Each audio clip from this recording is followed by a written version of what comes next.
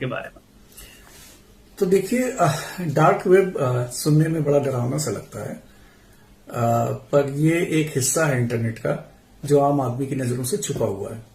और वो छुपा इसलिए हुआ है क्योंकि उसको आप डायरेक्ट अपने ब्राउजर से एक्सेस नहीं कर सकते। उसको एक्सेस करने के लिए आपको या तो टॉर प्रोटोकॉल का यूज करना पड़ेगा या टॉर ब्राउजर जो टॉर प्रोटोकॉल को ही यूज करता है उसका इस्तेमाल करना पड़ेगा। इसलिए वो डायरेक्ट एक्सेसिबल नहीं है और उसकी वेबसाइट्स के लिंक्स भी अलग होते हैं, उनके एक्सटेंशन भी अलग होते हैं, उनकी अपनी एक अलग हिडन विकी होती है।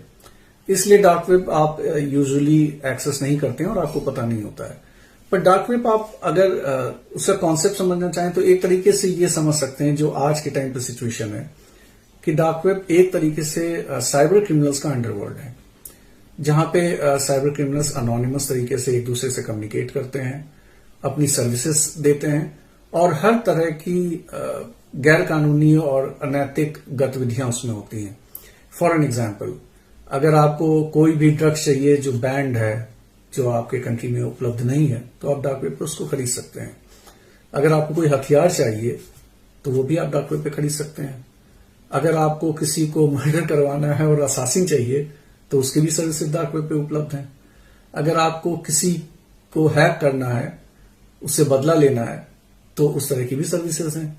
यहां तक कि अगर आपको किसी कंपनी के ऊपर साइबर अटैक करना है, कोई डीडॉस अटैक करना है या कोई रैंसमवेयर अटैक करना है, तो वो सर्विसेज भी रेंट पर डार्क वेब पर उपलब्ध हैं। तो आप अंदाजा लगा सकते हैं कि डार्क वेब पे किस तरह की गतिविधियां होती हैं।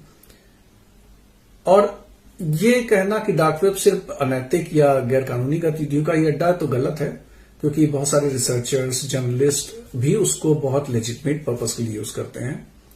पर ज्यादातर उसका हिस्सा इन चीजों के लिए यूज होता है और उसकी सबसे बड़ी वजह यह है कि वो अनोनिमस है। आप जब टॉर प्रोटोकॉल से कनेक्ट हो जाते हैं तो आपका पैकेट कई सारे हॉप से होके जाता है और उसको ट्रेस करना इम्पॉसिबल तो नहीं है, पर काफी डिफिकल्ट है। कई बार एफबीआई ने ट्रेस भी किया है, बहुत सारे सर्वर डाउन भी हुए हैं, बहुत से लोग पकड़े भी गए हैं। सिल्क रूट उसका एक एग्जाम्पल है।